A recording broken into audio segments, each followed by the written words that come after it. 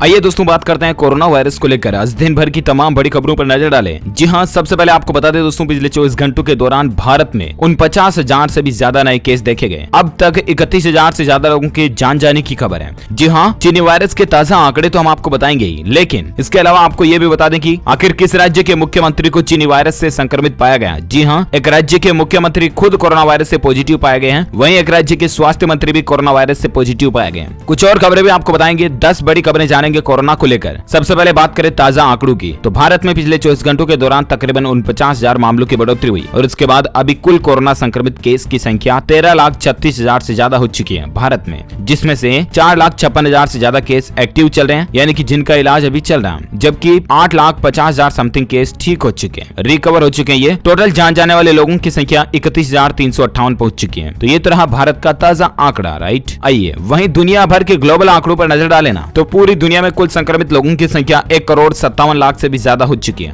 जिसमें से 60 लाख से ज्यादा केस एक्टिव चल रहे हैं, जबकि 90 लाख रिकवर हो चुके हैं, यानी कि ठीक हो चुके हैं। दुनिया भर में जान जाने वाले लोगों की संख्या 6,39,000 से ज्यादा हो चुकी है। ये तो रहा कोरोना का ताजा आंकड़ा। वहीं बड़ी खबर आप देख सकते हैं कि मध्य प्रदेश के मुख्यमंत्री शिवराज सिंह चौहान भी कोरोना से पॉजिटिव पाए गए हैं। इन मंत्रियों को अब उन्होंने कामकाज सौंप दिया है। जी हाँ, मध्य प्रदेश के मुख्यमंत्री मामा कहे जाने वाले शिवराज सिंह चौहान कोरोना वायरस से पॉजिटिव पाए गए। उसके बाद प्रदेश की राजनीति में हड़कंप मच गया। मुख्यमंत्री के स्टाफ और उनके करीबी अधिकारियों को कोरोना टेस्ट तेजी से कराए जा रहे हैं। शिवराज सिंह पिछले कुछ दिनों से रोज पार्टी दफ्तर जा रहे थे, जहां पर वो कांग्रेस से आने वाले विधायकों को भाजपा में शामिल करवा रहे थे। अब पार्टी के पदाधिकारियों को भी चिंता हो गई है, तो ये कुछ मसला चल रहा है राजनीति के अंदर भी। सीएम शिवराज सिंह चौहान को कोरोना संक्रमित पाया गया। उन्होंने लिखा कि मैंने बचने का हर संभव प्रयास किया, मगर फिर भी मेरे प्रिय देशवासियों, मुझे कोविड-19 के लक्षण आ रहे थे। टेस्ट के बाद मेरी रिपोर्ट पॉजिटिव आई है। मेरे सभी साथियों से अपील है कि जो भी मेरे संपर्क में आए थे वो अपना कोरोना टेस्ट जरूर करवा लें। चलिए इसके अलावा अगला अपडेट है दोस्तों की लाइव अपडेट देख सकते हैं। दुनिया भर में कोरोना संक्रमित लोगों की संख्या और मौतों की संख्या में रिकॉर्ड तोड़ बढ़ोतरी देखी जा रही है। WHO ने भी इस पर चिंता जताई है। 1,56,00,000 से भी ज्यादा संख्या दुनिया भर में हो चुकी है, जैसा कि मैंने आपको हाल ही में बताया। इसके बाद कुछ हाइलाइट्स पॉइंट आप देख सकते हैं। ब्रिटेन के प्रधानमंत्री बोरिस जॉनसन ने कहा कि कोरोना वायरस से अलग अलग तरीकों से निपटा जा सकता था।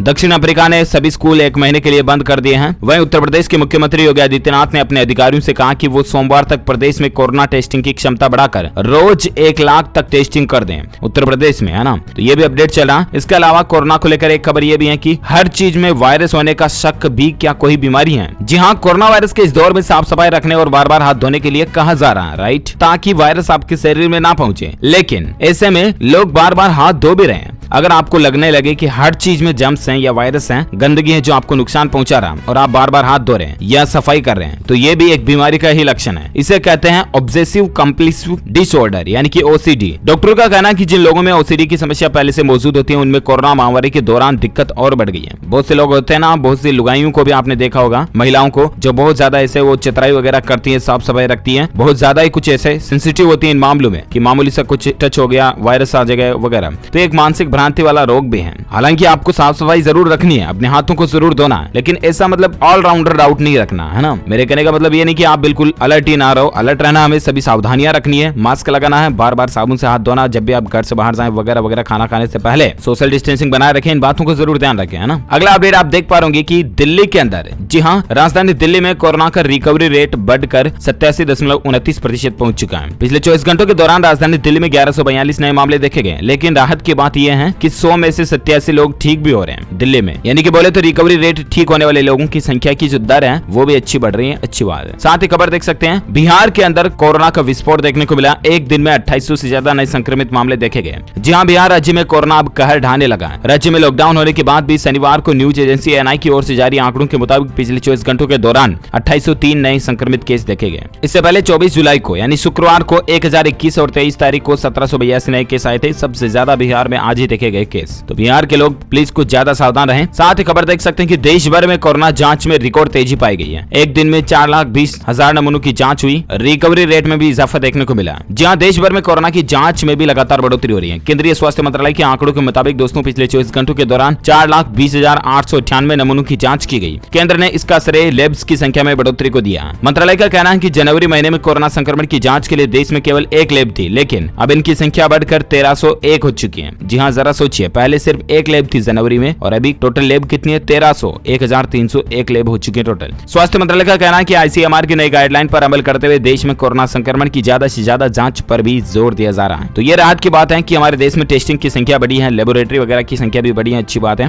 साथ ही खबर देख सकते हैं, पटना एम्स में 2 डॉक्टर भी संक्रमित पाए गए, इनसे समेत 13 संक्रमितों की जान जाने की खबर है। झारखंड राज्य में भी टोटल संक्रमितों का आंकड़ा, मरीजों का आंकड़ा 7627 तक पहुंच चुका है। तो ये कुछ अपडेट देख पा रहे। साथ ही खबर है कि हल्के लक्षण वाले कोरोना पॉजिटिव युवाओं को 3 सप्ताह बाद भी होती हैं दिक्कतें। जी हाँ, वैज्ञानिकों की एक नई रिपोर्ट देखी है, हल्के लक्षण के साथ कोरोना वायरस से संक्रमित होने वाले लोगों में कई हफ्तों बाद भी दिक्कतें आती हैं। अमेरिका की प्रमुख स्वास्थ्य संस्था सेंटर फॉर डिजीज कंट्रोल यानी कि CDC ने अपनी एक स्टडी में ये बात कही है। CDC का कहना है दोस्तों कि पॉजिटिव आने के 14 या 21 दिन बाद भी कई लोग पूरी तरह स्वस्थ नहीं हो पाते हैं। वाशिंगटन पोस्ट की रिपोर्ट के मुताबिक अमेरिकी CDC ने अप्रैल से जून तक के बीच के सभी अमेरिकी वयस्कों का फोन पर सर्वे किया था, यानी कि युवा लोगों का। सर्वे के दौरान उन लोगों पर फोकस किया गया जिनमें कोरोना के हल्के लक्षण थे, उन्हें हॉस्पिटल में भर्ती करने की नौबत भी नहीं आई थी। हल्के लक्षण वाले 274 मरीजों की रिपोर्ट पॉजिटिव आने के बाद 2 से 3 सप्ताह के बाद उन पर फोन से फॉलोअप किया गया। इस दौरान पाया गया कि 2 से 3 सप्ताह के बाद भी 35% मरीजों का स्वास्थ्य पहले की तरह सामान्य नहीं हुआ है। तो ये भी एक नई एनालिसिस आप देख सकते हैं। साथ ही खबर है कि कोरोना वायरस को रोकने वाले 21 ड्रग्स की पहचान की गई है, ब्लॉक करते हैं कोविड का रास्ता। जी हाँ, कोरोना वायरस की वैक्सीन की खोज में लगी दुनिया भर की साइंटिस्ट की टीम के लिए अब एक और अच्छी खबर आई है। वैज्ञानिकों ने 21 ऐसे ड्रग्स की पहचान की है, यानी कि दवाइयों की पहचान की है, जो कि कोरोना वायरस को प्रतिरूप बनाने, मतलब कि अपनी संख्या बढ़ाने में रोकने में मददगार है। यानी कि वायरस अपने शरीर के अंदर पहुंचने के बाद अपनी ही संख्या में बढ़ोतरी नहीं कर पाएगा। इस तरह की ड्रग्स बनाई जा रही है। लैब में जांच से इनकी पहचान की गई है और आगे चलकर इनमें से किसी एक या इनके मिश्रण से कोरोना के इलाज के बारे में सोचा भी जा रहा है। इन ड्रग्स पर कई वैज्ञानिक रिसर्च भी कर रहे हैं। इनमें से कुछ सैनफोर्ड बुरनम प्रीबिस मेडिकल डिस्कवरी इंस्टीट्यूट के हैं, जो कि अमेरिका में है। तो ये अच्छी बात है कि इतनी सारी दवाइयों के ऊपर कोरोना को रोकने की टेस्टिंग चल रही है। जब दोस्तों दवाइयों की बात करें तो और एक खबर आप ये भी देख सकते हैं कि खुशखबरी है, भारत में लॉन्च हुई कोरोना वायरस की सबसे सस्ती दवा, कीमत है इसकी सिर्फ 39 रुपए।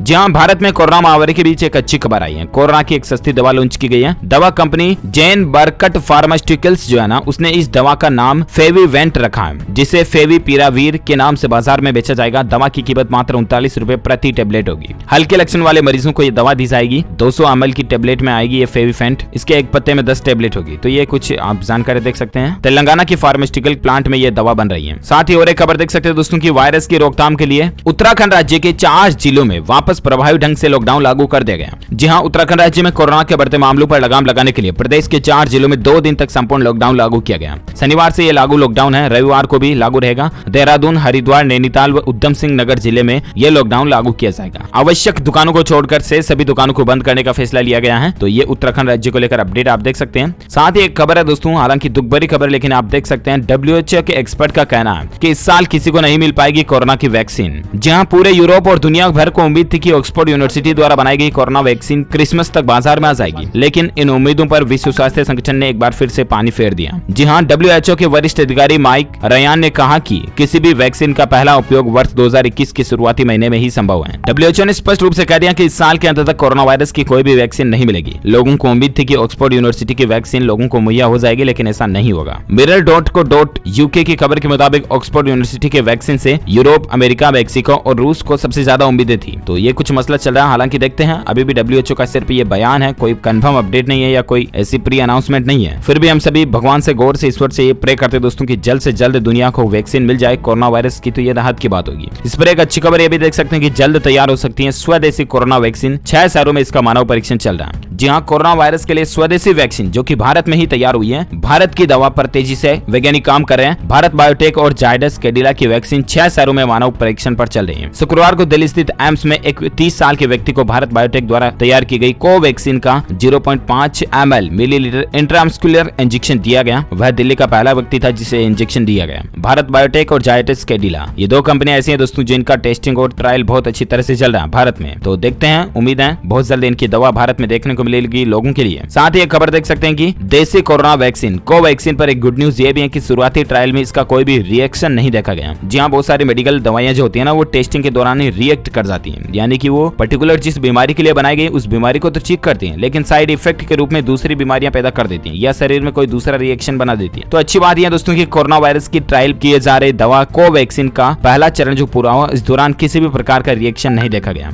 और मरीज को 2 घंटे बाद उसे अस्पताल से छुट्टी भी दे दी गई है। एम्स में ट्रायल के principal principal investigator doctor Sanjay Rai ने कहा कि ट्रायल शुरू हो गया। अब धीरे धीरे ट्रायल में वॉलंटियर्स की संख्या बढ़ाई जाएगी। वैक्सीन देने के बाद कोई भी दिक्कत नहीं देखी गई मरीज के अंदर। 12 से ज्यादा वॉलंटियर्स को मेडिकल फिटनेस मिल चुका ऑलरेडी, और ये अच्छी बात है कि टेस्टिंग का ट्रायल का जो चरण है यह भी बहुत ही अच्छी तरीके से चल रहा है। देखते हैं कोरोना को लेकर और क्या नए अपडेट आते हैं, सरकार की तरफ से क्या नई घोषणाएं, अनाउंसमेंट, जो भी बड़े ऐलान आएंगे मैं आपको तुरंत बता दूंगा DLS न्यूज के ऊपर। इसके लिए आप मुझसे जुड़े रहेगा, चैनल को सब्सक्राइब करके बेल आइकॉन जरूर दबाए रखिएगा ताकि आप कोई भी इंपॉर्टेंट काम की खबर, रोजाना के ताजा अपडेट्स, मुख्य समाचार, हेडलाइंस, न्यूज तुरंत आपके मोबाइल पर देख पाएंगे। तो फटाफट से बस 1 सेकंड का काम है, फटाफट से इस लाल बटन को दबाकर सब्सक्राइब कर दीजिए और बेल आइकन दबा दीजिए। ओके, इस वीडियो को लाइक जरूर करना, अपने दोस्तों के साथ फेसबुक और व्हाट्सएप पर शेयर भी करना। Thank you, take care, good bye, जय हिंद, जय भारत, वंदे मातरम।